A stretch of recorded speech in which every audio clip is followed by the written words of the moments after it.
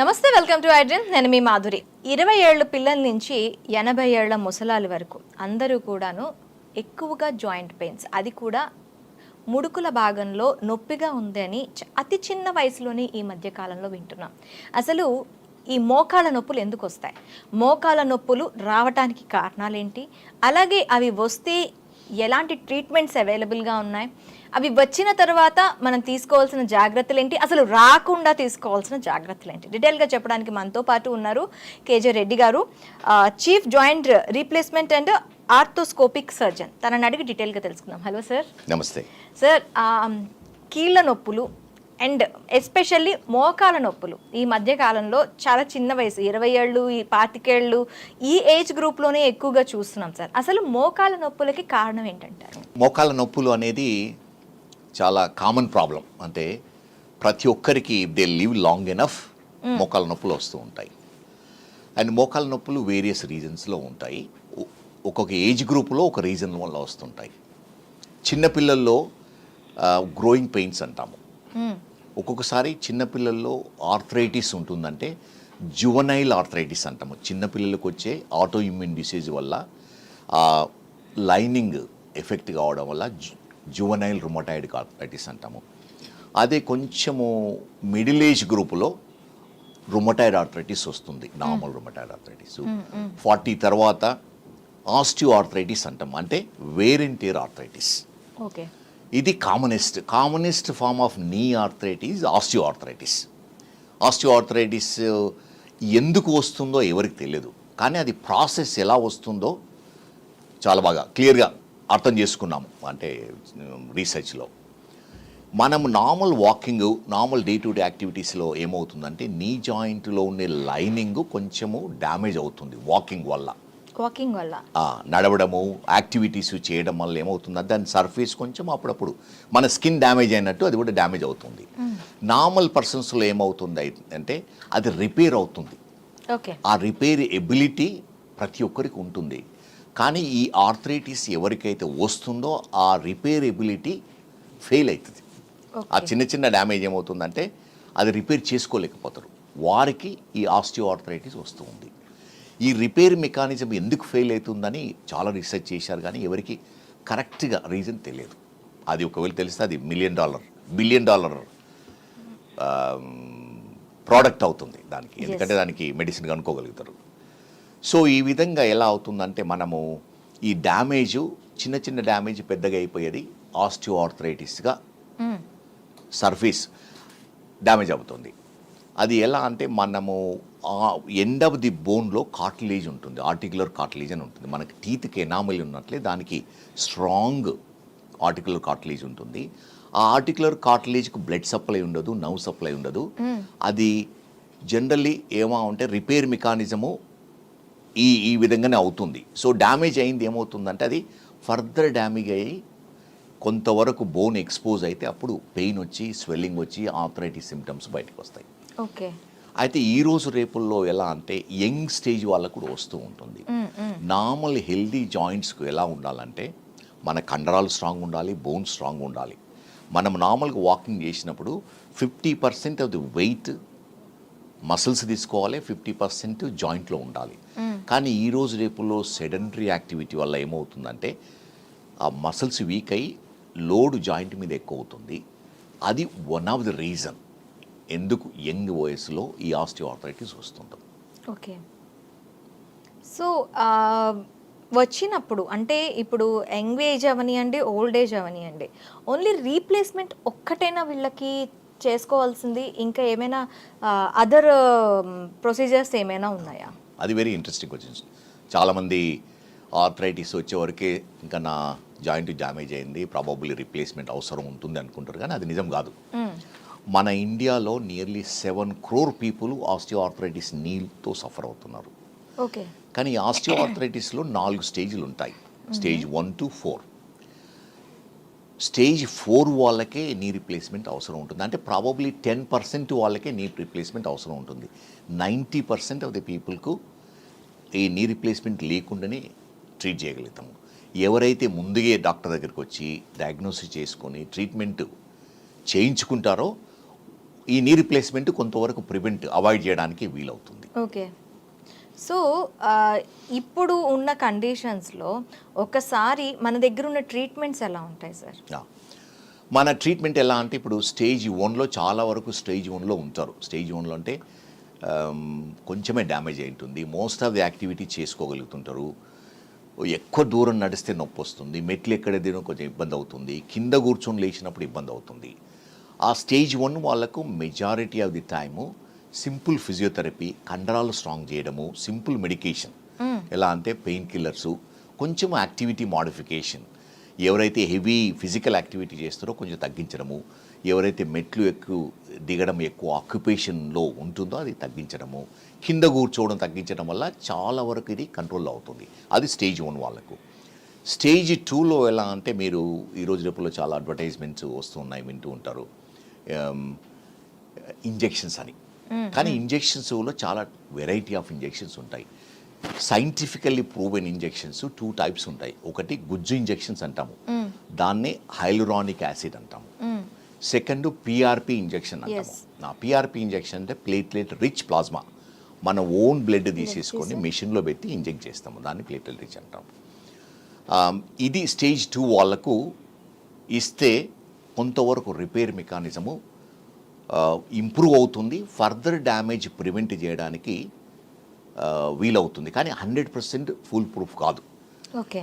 One of the reason joint fluid తక్కువయ్యి దాంట్లో main ఇవి న్యూట్రియంట్స్ తక్కువ కావడం వల్ల ఈ డిసీజ్ వస్తుంది అని అనుకుంటాం, one of the reasons. So ఇది ఇవ్వడం వల్ల సిమ్టమాటిక్ బెనిఫిట్ ఉంటుంది, కొన్ని సంవత్సరాలకు పోస్ట్పోన్ చేయడానికి వీలవుతుంది. ఇప్పుడు 2 టైప్స్ ఆఫ్ ఇంజెక్షన్స్ అని చెప్పన్నా సార్, ఇవి వేయించుకున్న తర్వాత మళ్ళీ వచ్చే ఛాన్సెస్ ఉంటాయని అంటున్నారు. దీని వారంటీ టైం ఎంత వరకు ఉంటుంది? ఇది ఎలా అంటే మనము ప్రతి పేషెంట్కు డిఫరెంట్గా ఉంటుంది. యావరేజ్ ఏంటంటే కొందరికి 6 months పనిచేయచ్చు, కొందరికి 6 years వరకు పనిచేయచ్చు. So in between maybe 1-2 years వరకు కొంతవరకు రిలీఫ్ ఉంటుంది. కానీ మళ్ళీ 2 years తర్వాత మళ్ళీ ఇంజెక్షన్ రిపీట్ చేసుకోవచ్చు. ఈ ఇంజెక్షన్ వల్ల సైడ్ ఎఫెక్ట్స్ ఉండవు. ఒకటే మేజర్ సైడ్ ఎఫెక్ట్ ఎలా అంటే ఇది స్టెరైల్ కండిషన్లో ఇవ్వాల్సి ఉంది ఇంజెక్షన్. ఓకే.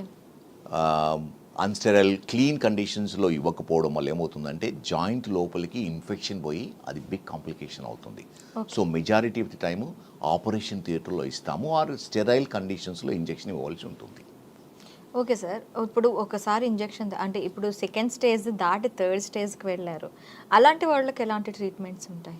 3rd స్టేజ్లో ఎలా ఉంటుందంటే 3rd స్టేజ్లో అంటే probably 40% of the joint damage అయి ఉంటుంది, ఫ్లూయిడ్ వచ్చి ఉంటుంది, కొన్ని లూజ్ బాడీస్ ఉంటాయి, ఈ జాయింట్ సర్ఫేస్ కానీ మెనిస్కస్ కార్టిలేజ్ కానీ లూజ్ పీసెస్ ఉంటాయి. ఎవరికైతే ఫ్లూయిడ్ ఉండి ఈ loose pieces most of the time మనకి ఎలా తెలుస్తుంది అంటే ఎక్స్రే తీసుకోవడం వల్ల కానీ ఎంఆర్ఐ తీసుకోవడం వల్ల తెలుస్తుంది ఏ స్టేజ్లో ఉన్నది, తర్వాత ఏమైనా లూజ్ పీసెస్ ఉందా, ఫ్లూయిడ్ ఉందా.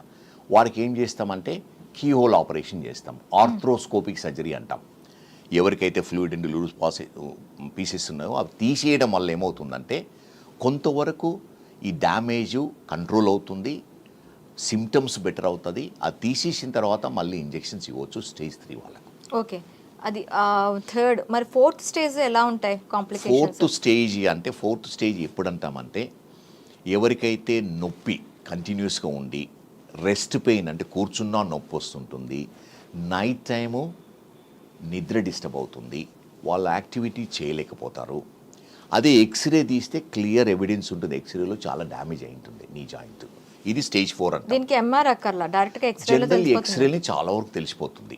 ఓకే. స్టేజ్ 1-2లో ఎంఆర్ఐ స్కాన్ అవసరం ఉంటుంది మనకు, కానీ స్టేజ్ 4లో కంప్లీట్గా క్లియర్ ఎక్స్రేని తెలిసిపోతుంది చాలా వరకు. Okay. And generally knee replacement indications ఏమంటామంటే మొదటి ఇండికేషను పెయిన్, రెండో ఇండికేషను పెయిన్, మూడో ఇండికేషన్ కూడా పెయినే. సో అలా అంటే పెయిన్ ఈజ్ మెయిన్ ఇండికేషన్. కానీ పెయిన్ ఉండి స్టిఫ్నెస్ ఉండి క్వాలిటీ ఆఫ్ లైఫ్ ఎప్పుడైతే ఎఫెక్ట్ అవుతుందో అప్పుడు నీ రీప్లేస్మెంట్ అవసరం ఉంటుంది. అది 4th స్టేజ్.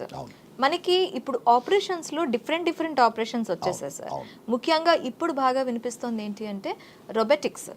సో రోబోటిక్స్ అని యూస్ చేసి ఈ నీ రీప్లేస్మెంట్ ఆపరేషన్ చేయటం వల్ల లాభం ఏంటి? ఇది అంటే that's very good question. Knee replacement ఒకప్పుడు అంటే మేము probably PG Chandigarh about 30 years back 3 hours 3.5 hours తీసుకునే వాళ్ళం. ఫస్ట్ మేమే చేసాం అక్కడ నీ రీప్లేస్మెంట్. అది టెక్నాలజీ చేంజ్ అయ్యి ఇన్స్ట్రుమెంటేషన్ చేంజ్ అయ్యి ఇప్పుడు 25-30 minutesలో చేయగలుగుతున్నాం నీ రీప్లేస్మెంట్. రీజనల్ అనస్థీషియాలో చేయగలుగుతున్నాం. జనరల్ అనస్థీషియా అవసరం ఉండదు. రీజనల్ అనస్థీషియానే బ్లాక్ ఇచ్చి చేయగలుగుతున్నాము. అది biggest development revolution. Okay. So అది కన్వెన్షనల్ నీ రీప్లేస్మెంట్ అంటాం దాన్ని. దాంతోపాటు ఇప్పుడు రోబోటిక్ నీ రీప్లేస్మెంట్ వచ్చింది. రోబోటిక్ అంటే ఇప్పుడు ప్రతి స్పెషాలిటీలో ప్రతి ఫీల్డ్లో టెక్నాలజీ వచ్చేస్తుంది. టెక్నాలజీ ఇంటిగ్రేట్ చేయవలసి ఉంటుంది. అప్పుడే మనము ప్రోగ్రెస్ కాగలుగుతాము. అవును అవును. So robotic technology main advantage ఏంటిదంటే ప్రిసిషన్ ఉంటుంది.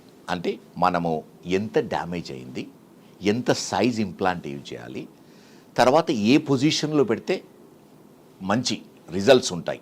ఓకే. సో మనము ఎలా అంటే స్టాండర్డ్గా మనము కన్వెన్షనల్ దాంట్లో ఏం చేస్తాము, ఎక్స్రే తీసి ప్లాన్ చేసేసి ఎగ్జిక్యూట్ చేస్తామంటే ఆపరేషన్ చేస్తూ ఉంటాం.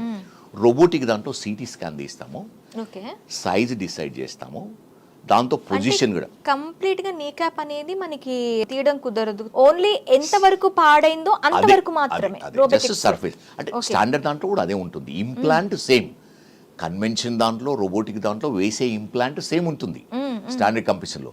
కానీ అది ఎంత సైజు వేస్తామో, ఏ పొజిషన్లో వేస్తామో, అది మనం వేసేది కరెక్టా కాదా అని ఎవ్రీ స్టెప్లో మనకు రోబో చెప్తా ఉంటుంది. మనం ఈ పొజిషన్ చెక్ చేస్తే ఇది కరెక్టా కాదా, మనం న్యాచురల్ ని రిప్లికేట్ చేయొచ్చు రోబోటిక్ దాంట్లో. తర్వాత ఇన్సిషన్ తక్కువ ఉంటుంది, నొప్పి తక్కువ ఉంటుంది. ఎందుకంటే దీంట్లో కట్ చేయడం తక్కువ ఉంటుంది, సాఫ్ట్ టిష్యూ రిలీజ్ అంటాము మనకు చేయడానికి, అది తక్కువ ఉంటుంది. దానివల్ల ఏమవుతుందంటే ఇమీడియట్ రికవరీ ఫాస్ట్గా ఉంటుంది, నొప్పి తక్కువ ఉంటుంది. ఒక్కొక్కసారి నెక్స్ట్ డేనే సింగిల్ జాయిన్ చేస్తే నెక్స్ట్ డేనే మనం డిశ్చార్జ్ చేయడానికి వీలవుతుంది. ఇప్పుడు స్టాండర్డ్లో మనం తీసుకున్నట్లయితే నీ రీప్లేస్మెంట్లో తీసుకున్నట్లయితే కొన్ని ఫెయిల్యూర్స్ కనిపిస్తాయి. అవును, ఉంటాయి. రోబోటిక్స్లో మనకి ఎట్లా ఉంటుంది? కంప్లీట్ ఫెయిల్యూర్లో అంటే ఏదైతే ప్రిసిషన్ లేకుండా చేసినామో కన్వెన్షన్లో అవి ఫెయిల్ అవుతుంటాయి. కానీ లాంగ్ టర్మ్లో మనకంటే రోబోటిక్స్ వచ్చి 5-6 hours అవుతుంది. నీ రీప్లేస్మెంట్ మేము ఎప్పుడు సక్సెస్ఫుల్ అంటామంటే 20 years పనిచేసింది అనుకోండి నీ రీప్లేస్మెంట్, అది సక్సెస్ఫుల్. ఈ రోజు వేసి రేపు సక్సెస్ఫుల్ ఆపరేషన్ చెప్పలేము నీ రీప్లేస్మెంట్లో. నీ రీప్లేస్మెంట్ అంటే మనకు లైఫ్ టైం ఉండేది. నీ రీప్లేస్మెంట్ ఎలా ఉంటుంది, మేము 80% ఆఫ్ ది పీపుల్కు ఆ నీ లైఫ్ టైం ఉండాలి, అది మెయిన్ రీజన్. కానీ యంగ్ పీపుల్ చేయడం వల్ల కొంచెం ప్రాబబ్లీ అంత వరకు ఉండదు. ప్రస్తుతానికి 50-60 years ఏజ్లో చేసేస్తే 80% ఛాన్స్ ఉంటుంది లైఫ్ టైం ఉండడానికి. ఓన్లీ 20% వాళ్ళకు maybe after 20-25 years, some time 30 years తర్వాత మళ్ళీ సెకండ్ ఆపరేషన్ ప్రాపర్గా చేస్తే. కానీ అది ప్రిసిషన్ వల్ల కొంచెం టైం ఎక్కువ ఉండడానికి పాసిబిలిటీ ఉంది, మనం ఇప్పుడే చెప్పలేము. అందుకని ఆ రోబోటిక్స్ మనం ఒక 10 years కానీ 15 years కానీ వెయిట్ చేసి చూస్తే అప్పుడు మనకు తెలుస్తూ ఉంది, ఓకే రోబోటిక్స్ సుపీరియరా, లైఫ్ స్పాన్ దృష్టిలో చూస్తే కన్వెన్షనల్ ఈక్వల్లీ గుడ్ ఉందని చెప్పడానికి. ఓకే సార్, ఇప్పుడు రోబోటిక్స్ ఇప్పుడు ఆపరేషన్స్ ఇవన్నీ కాదు, ఫస్ట్ నీని స్టాండర్డ్గా మెయింటైన్ చేయాలి అంటే ఏం చేయాలి అంటారు? అంటే ప్రివెంటివ్ అంటున్నారు. జనరల్లీ ఎలా అంటే దట్స్ వెరీ గుడ్ క్వశ్చన్. ఎందుకంటే ప్రివెంటివ్ మెడిసిన్ మీద చాలా వరకు మన దృష్టి తక్కువ ఉంటుంది. ఎందుకంటే that's not commercially very interesting. Investigation చేసి ఆపరేషన్ చేస్తే మాకు డాక్టర్స్కు అంటే కమర్షియల్లీ వయబుల్. సో ప్రివెంటివ్ అనేది చాలా ఇంపార్టెంట్. ఎవరి ఫ్యామిలీస్లో ఆర్థరైటిస్ ఉందో, ఓకే, ఇది జెనెటిక్ ఉండదు, కానీ కొన్ని ఫ్యామిలీస్లో ఇన్సిడెన్స్ ఎక్కువ ఉంటుంది. జీన్ ఏముండదు, జీన్ ఐడెంటిఫై చేయాలి, కానీ కొన్ని ఫ్యామిలీస్లో ఎక్కువ ఉంటుంది. సో ఏ ఫ్యామిలీస్లో ఎక్కువ ఉంటుందో వాళ్ళు కొంచెం కేర్ఫుల్గా ఉండాలి. వెయిట్ ఉన్న వాళ్ళు కొంచెం వెయిట్ తగ్గించి, తర్వాత రెగ్యులర్ ఎక్సర్సైజ్. బెస్ట్ మెడిసిన్ ఆర్థరైటిస్కి ఏంటిదంటే ఆస్టియో ఆర్థరైటిస్కు exercise, regular walking 40 minutes brisk walking చేయడం వల్ల ఏమవుతుందంటే మన నీ జాయింట్ హెల్దీగా అవుతుంది. వాకింగ్ కాకుండా స్విమ్మింగ్ కానీ సైక్లింగ్, రోయింగ్ మిషన్ ఇటువంటి చేయడం వల్ల మన కంట్రోల్ స్ట్రాంగ్గా ఉండి మనం నడిచేటప్పుడు 50% వెయిట్ నీ జాయింట్ పైన పడాలి, 50% మసిల్ తీసుకున్నది ఉంటే అవి లైఫ్ స్పాన్ పెరుగుతూ ఉంటుంది. మోస్ట్ ఆఫ్ ది టైం ఎలా ఉంటుందంటే ఆర్థరైటిస్ మా దగ్గరకు వచ్చే వాళ్ళు యంగ్స్టర్స్ ఈ యాక్సిడెంట్స్ అవుతాయి, చిన్న చిన్న యాక్సిడెంట్స్ అయితే డాక్టర్ దగ్గరికి వెళ్తారు, ఎక్స్రే తీయించుకుంటారు. ఎక్స్రే నార్మల్ ఉంటుంది, బోన్ ఫ్రాక్చర్ ఉంటేనే మన ఎక్స్రే తెలుస్తుంది. కానీ వాళ్ళు కంటిన్యూస్గా నొప్పి కానీ స్వెల్లింగ్ కానీ కొంచెము నడుస్తుంటే కింద పడినట్టు గివింగ్ వే సెన్సేషన్ ఉంటుంది. అది ఎందుకంటే లోపల ఉన్న లిగమెంట్ కానీ ఏసిఎల్ కానీ కార్టిలేజ్ కానీ డ్యామేజ్ అయి ఉంటుంది. అది డ్యామేజ్ వల్ల అదే అంటే అది ఎక్స్రేలో మనకు తెలియదు, అది ఫర్దర్ ప్రోగ్రెస్ అయ్యి ఆస్టియోఆర్థరైటిస్ వస్తుంది. ఓకే. అయితే ఎవరైతే యంగ్స్టర్స్లో ఈ యాక్సిడెంట్స్ అయ్యి 2-వీలర్ యాక్సిడెంట్ కానీ స్పోర్ట్స్ యాక్సిడెంట్, స్పోర్ట్స్ ఇంజరీస్, ఈ సిమ్టమ్స్ కంటిన్యూ ఉండి 1-2 వీక్స్ తర్వాత నొప్పి తగ్గలేదనుకోండి, వాళ్ళు ఎంఆర్ఐ స్కాన్ చేయించుకోవాలి. ఆ ఎంఆర్ఐ స్కాన్లు ఈరోజు రేపులో చాలా easily available. MRI scan not very expensive. MRI scan చేసుకోవడం వల్ల ఏమవుతుందంటే మనకు ఈ లిగమెంట్ ఇంజరీస్ కానీ కార్టిలేజ్ ఇంజరీ కానీ కార్టిలేజ్ సర్ఫేస్ డ్యామేజ్ కూడా డయాగ్నోజ్ చేసి దానికి అప్రాప్రియేట్ తీసుకుంటే, ట్రీట్మెంట్ తీసుకుంటే మనము ఈ ఆస్టియోఆర్థరైటిస్ ప్రివెంట్ చేయడానికి వీలవుతుంది. Okay sir. వచ్చిన వాళ్ళు ఇంకా ఎలాంటి జాగ్రత్తలు తీసుకోవాలి అంటారు? వచ్చిన వాళ్ళు ఎలా అంటే చాలా నా దగ్గరికి వస్తూ ఉంటారు పేషెంట్స్. సార్ డాక్టర్ దగ్గరికి వెళ్ళాను, కొంచెం అరిగిందని చెప్పారు, నడవకూడదని చెప్పారు. అది very bad advice. Okay. Normal జాయింట్కే మనం న్యూట్రిషన్ అనేది నడిచేటప్పుడే న్యూట్రిషన్ వస్తుంటుంది. నేను ఇంతకుముందు చెప్పినట్టు బ్లడ్ సప్లై ఉండదు ఆర్టికులర్ కార్టిలేజ్. మనం నడిచేటప్పుడే ప్రెషర్ వేరియేషన్ వల్ల ఈ న్యూట్రియంట్స్ ఆర్టికులర్ కార్టిలేజ్కి పంప్ చేస్తూ ఉంటాయి. అందుకని ఎవరికైతే కొంచెం ఆర్థరైటిస్ ఉందో ఎక్కువ వాకింగ్ చేయాలి. కొంచెం నొప్పి వచ్చినా కూడా వాకింగ్ అనేది చాలా ఇంపార్టెంట్. అయితే ప్లెయిన్ గ్రౌండ్ వాకింగ్ చేయడం వల్ల వాళ్ళ నొప్పి తక్కువ ఉంటుంది. మెట్లు ఎక్కడం దిగడం తగ్గించాలి, కింద కూర్చోకూడదు. కానీ నార్మల్ వాకింగ్ అనేది చాలా ఇంపార్టెంట్. దానివల్ల న్యూట్రిషన్ బాగుంటుంది. అదేవిధంగా హెల్దీ ఫుడ్ అనేది చాలా ఇంపార్టెంట్. జాయింట్లో గుడ్ ప్రోటీన్స్ చాలా ఇంపార్టెంట్. ఈరోజు రేపుల్లో డ్రై ఫ్రూట్స్ చాలా ఉన్నాయి, పిస్తా, బాదం, పీనట్స్, ఇటువంటి గుడ్ ప్రోటీన్స్ ఇస్తాయి జాయింట్లో.